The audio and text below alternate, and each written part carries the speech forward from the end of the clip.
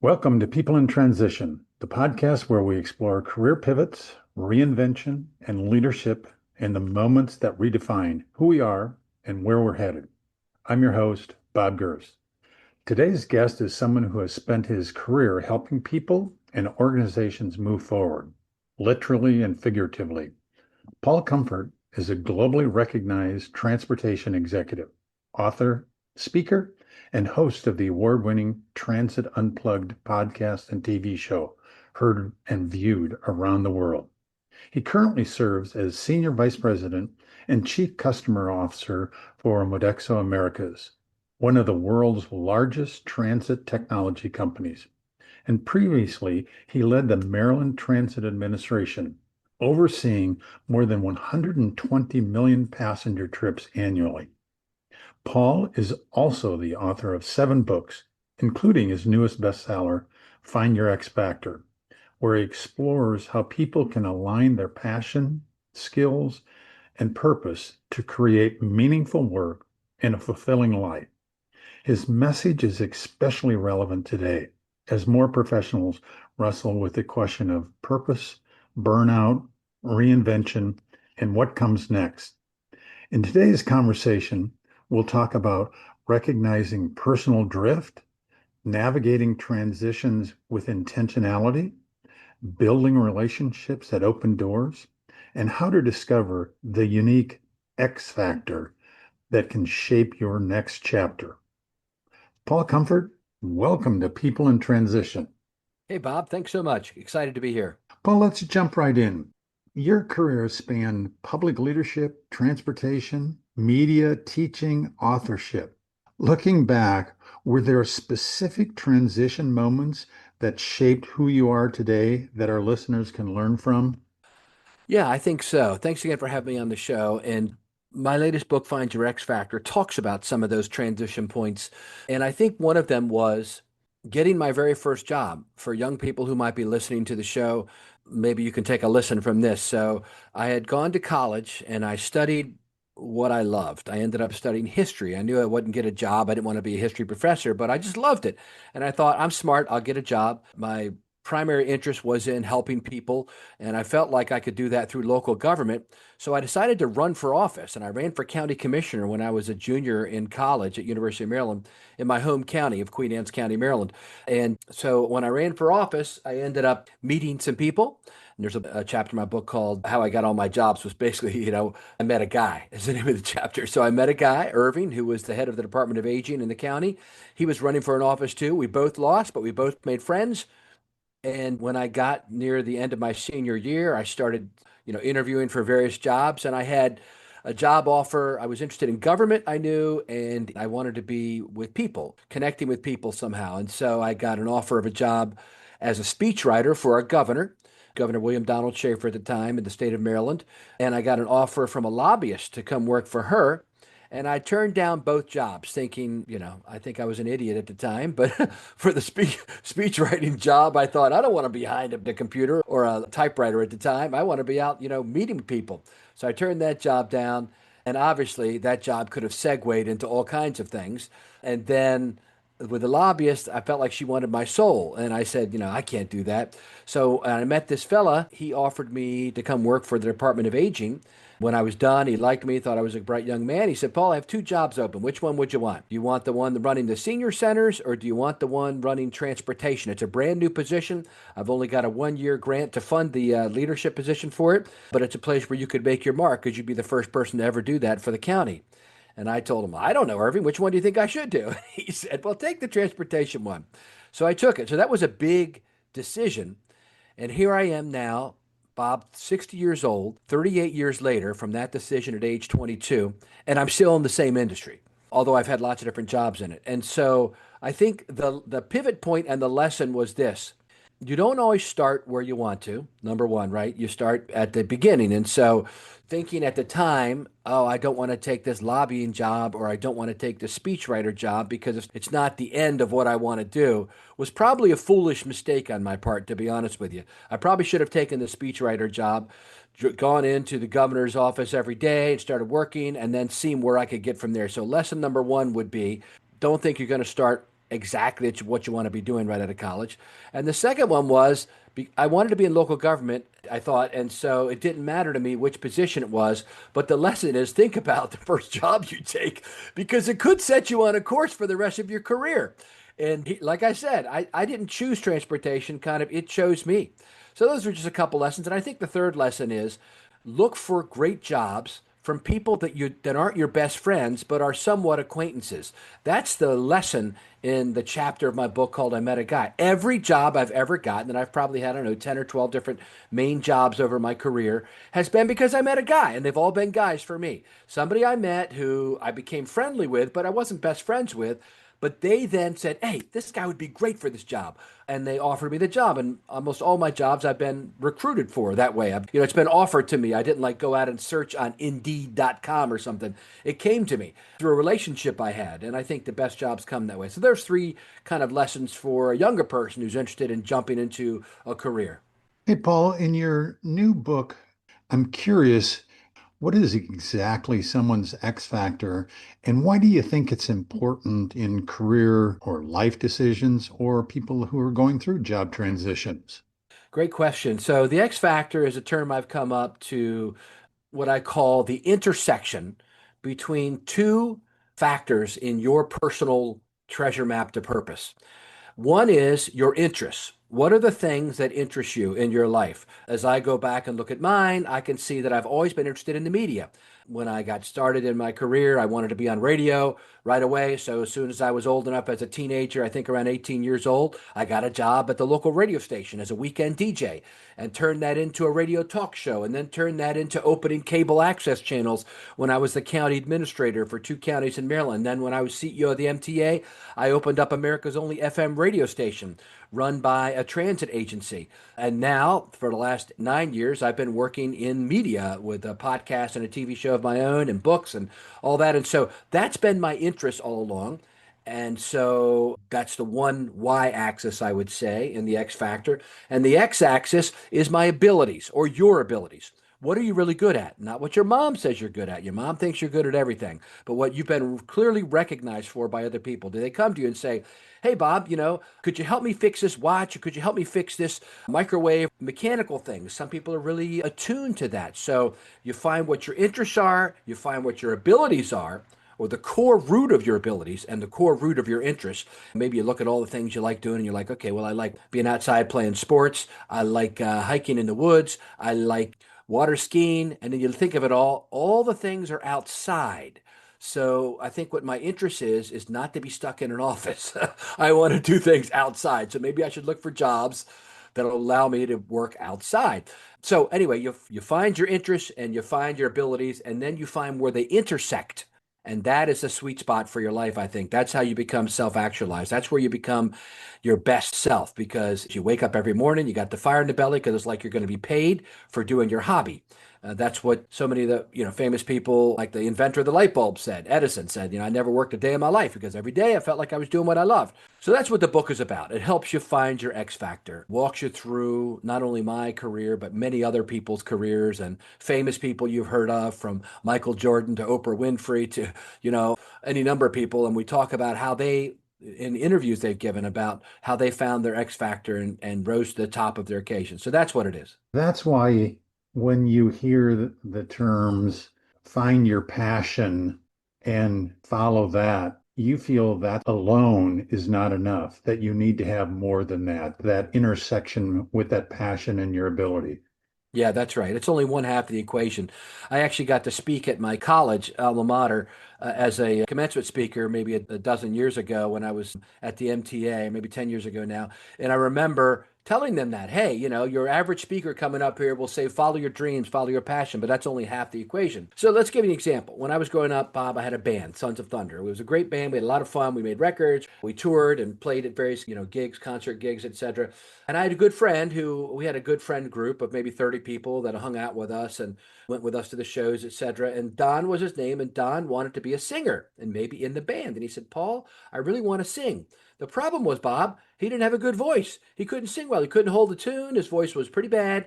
I'm his friend, so I'm not going to be too ruthless about it. But I just said to him, hey, Don, why don't you try to pick up, guitar? And if you want to be in music, no, I want to sing. Well, how about being a light guy for our band or the sound guy? No, I want to sing. But Bob, he couldn't sing. And so he didn't have the ability. Now, he could have gone out and gotten training, right? You can always get training and gain ability, but at that point, he didn't have it. So that's the mistake a lot of young people make is they're like, I just want to follow what my passion is. That's how they end up in college to studying basket weaving or trying to make it to the NBA when they're 5'11". It's just not going to happen. And so you have to be realistic about that. And that's why just following your dreams and your passion may not make it. I mean, let's continue with that metaphor or the lesson from the music. So our band, Sons of Thunder, we thought we were pretty good. We went to Studio House North in Washington, D.C. We recorded an album, and I remember asking the studio engineer, how good do you think we are? He said, you're good, but you're not great.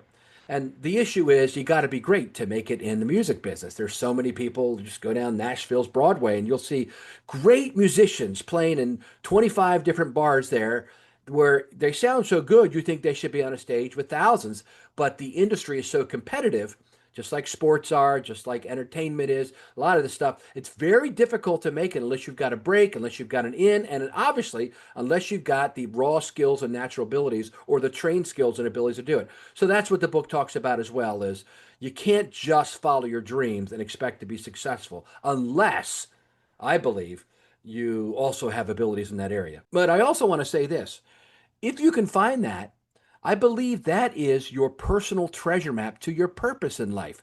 Sticking with the metaphor of young people, but also jumping ahead to people in their midlife crisis. You get in your 40s, you've been doing this job for 20 years, and you look around, you're like, what in the world am I doing? I mean, I kind of had a midlife crisis in my 40s. I looked around and I said, I've got transportation down. I didn't really choose this, but I feel like I could do more. And so I was able to segue off into county management. And I did that for 2 jobs as county administrator, was chosen by all my fellow administrators to head up the state association.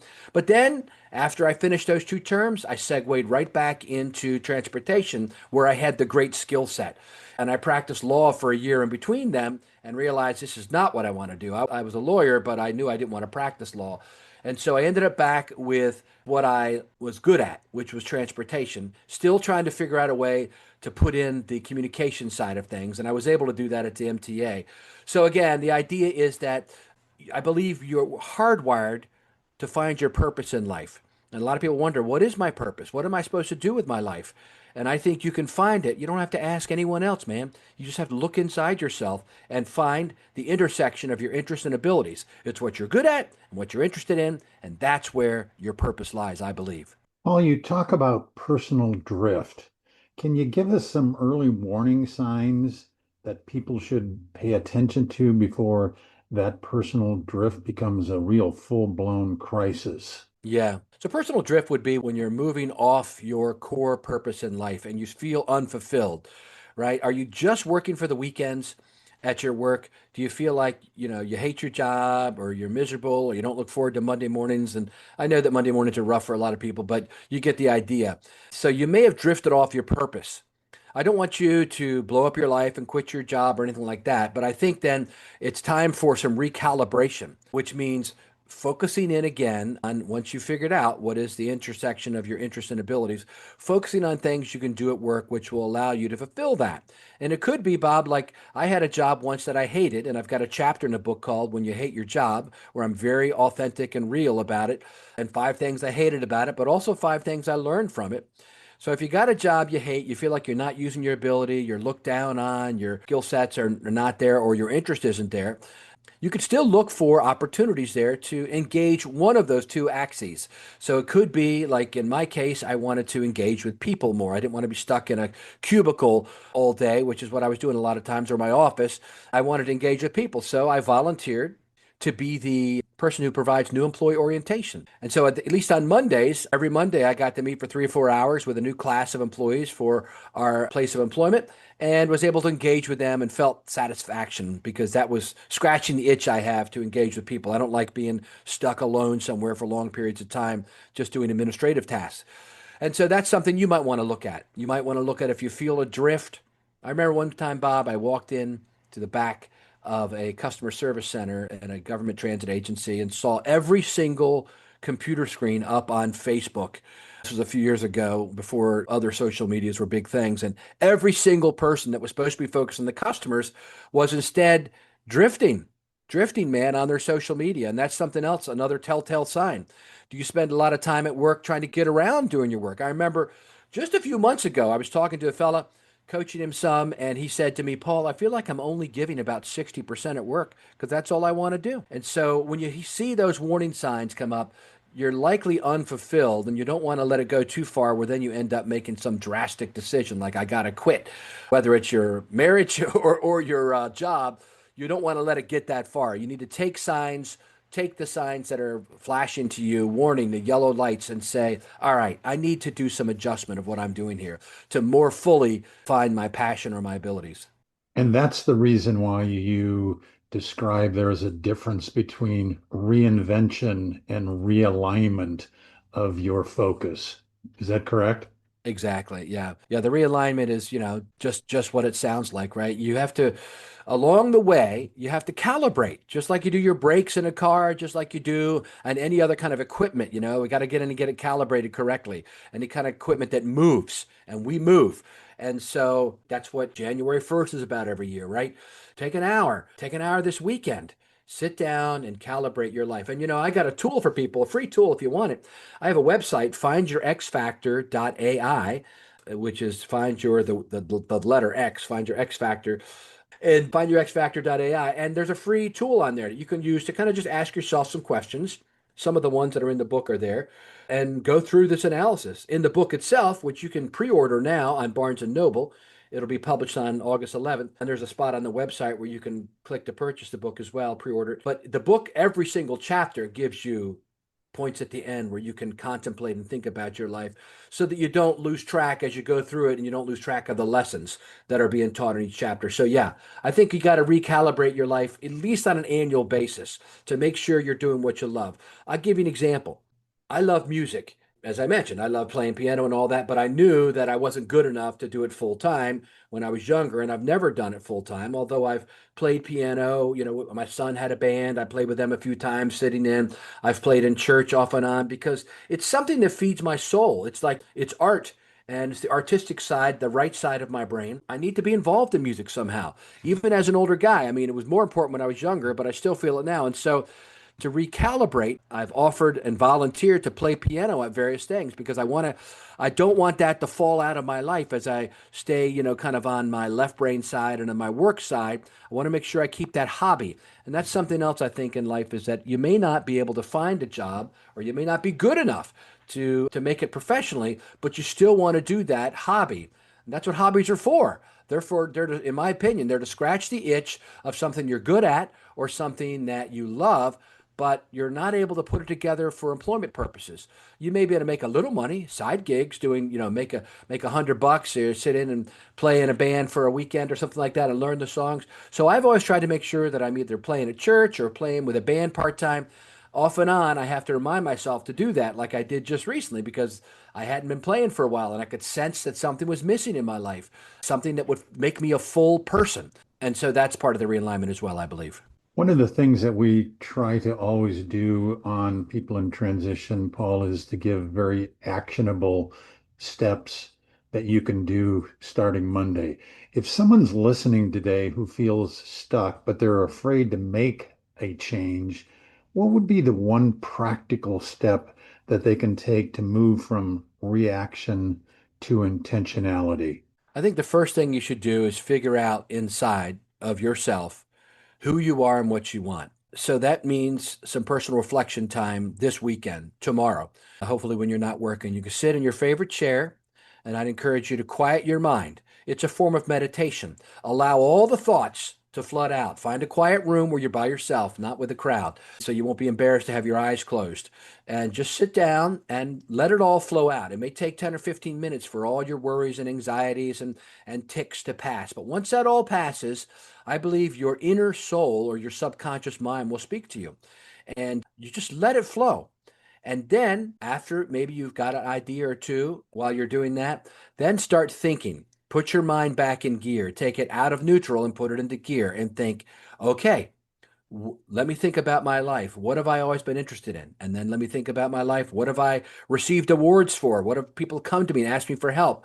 And then open your eyes and write those things down and start looking for the intersection.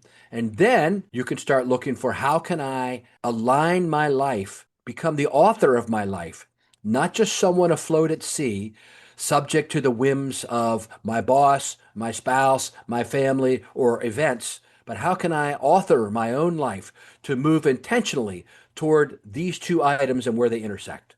Let's move, Paul, for just a moment here and talk about relationships. Why do you think relationships are so critical during seasons of transition, especially for those job seekers? Or maybe I'm trying to pivot into something new and different. Yeah. Well, because I believe that relationships are the grease that make the gears of commerce turn. And so that's a quote that I quote in the book as well and explain more what I mean there. But it really is, I mean, especially in this age of AI, where job seekers are being, their resumes are being rooted through with an AI tool. And if you don't say the exact optimized words they're looking for, you never even get a chance to talk to someone. I know young people who've told me I've applied for 100 jobs online and haven't gotten one feedback back, and I am qualified for some of these jobs. And it's because, AI weeded them out. So again, relationships are the key to kind of jump you over that hoop into what you've done. For me personally, as I mentioned earlier, every job I've ever gotten is because of relationship. The current job I have is because there was an IT guy that was my IT guy at a company I worked at 20 years ago now, who had gone to work for this company, Trapeze, and now Modaxo. And he said, you know what? We need a speaker for our conference. I remember this guy, Paul, that I used to be the IT guy for. He was a good talker, a good speaker. I'll see if we can invite him to our conference. That's how I got the job I'm in now. And it's been probably the best job of my life. And so it was a very distant connection, but I owe him that he brought me here. And so it's the relationships you have that you can turn into gold. That's why it's important. And you touch on oftentimes that communication is really a major part of success, from leadership roles to podcasting and media to finding new jobs. And I often get people saying, you know what, I'm not a strong communicator. If you hear that from someone that you're working with or coaching or just know, what advice would you give that person? Take a Dale Carnegie speaking course. That's the number one tool, I believe, for people that want to get better. And there's other courses too, I'm sure. It's the one I took as a teenager. And I remember the guy who was teaching the course walking back and forth up front and saying, act enthusiastic and you'll be enthusiastic. Act enthusiastic and you'll be enthusiastic. And the point was, you don't have to wait for the feelings. You have to tell yourself what to do, and then your feelings will catch up to how you communicate. So I would take a course, and it's not a skill set that not everyone is built for. I mean, they say for public speaking, at least 9 out of 10 people are scared to death to speak publicly. So I get it. It's just not a natural skill set. My dad was a preacher, so I got to see him communicate from a stage hundreds and if not thousands of times over my youth growing up. And I learned from watching him be a great orator. And he was a Greek scholar as well. And so I learned from that as well. And so watch and model other great speakers that you've heard, but also take a course.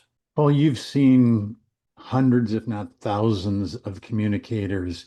In your experience, what's the communication mistakes that you think are holding professionals back the most during their interviews, during their networking, during their leadership transition? What should they focus most on?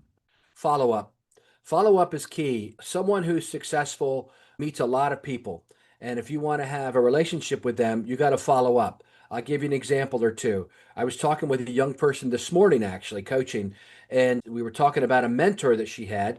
And I said, have you reached out to that mentor recently to tell them about the new job you've gotten at an art museum? Because this guy is a photographer and he was mentoring her in photography from across the country. And she said, no. And I said, well, why don't you do that? Why don't you reach out to him and just say, hey, I just want to let you know I got this job. I'm working at an art gallery, which is in my area of my passion and my abilities. Oh, and they have an Ansel Adams exhibit here. And I know Ansel Adams taught you some. He was your mentor. Why not make that connection point? That's what people forget to do. They forget to follow up with the medium level contacts that they have. What I do Bob, is I spend time every day on LinkedIn, not searching for work, because I've heard a lot of people tell me, oh, I'm not on LinkedIn because I'm not looking for a job. Wow, what an idiotic move, in my opinion. LinkedIn is not just a thing to go to, in my opinion, when you want to find a job.